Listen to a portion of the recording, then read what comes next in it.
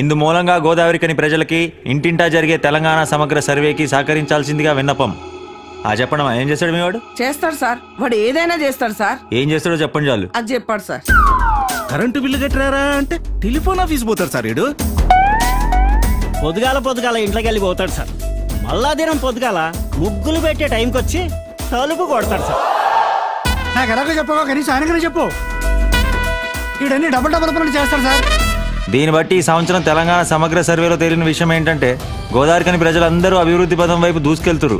ప్రపంచంతో పని లేకుండా ఖాళీగా ఆగిపోయింది మాత్రం నలుగురే, వాళ్ళే స్ట్రైకర్స్ టీం. అరే మనందరం ఒకసారి ఆత్మ పరిశీలన చేసుకోవాలరా.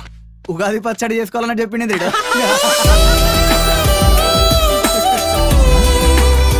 హలో అండి. హాయ్, ఇక్కడెక్కడైనా స్టేషనరీ షాప్ ఉందా? Station rail station bus station. పర్వాలేదండి, నేను చూసుకుంటాను. Thank you. ఓకే.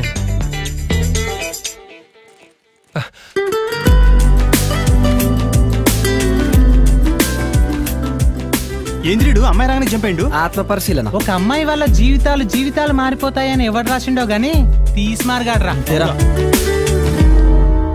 అరే మనం మాత్రం లైఫ్ లాంగ్ ఇట్లానే ఉన్నారా? అంతేరా అమ్మా, పిట్ట కూడా మిన్నా.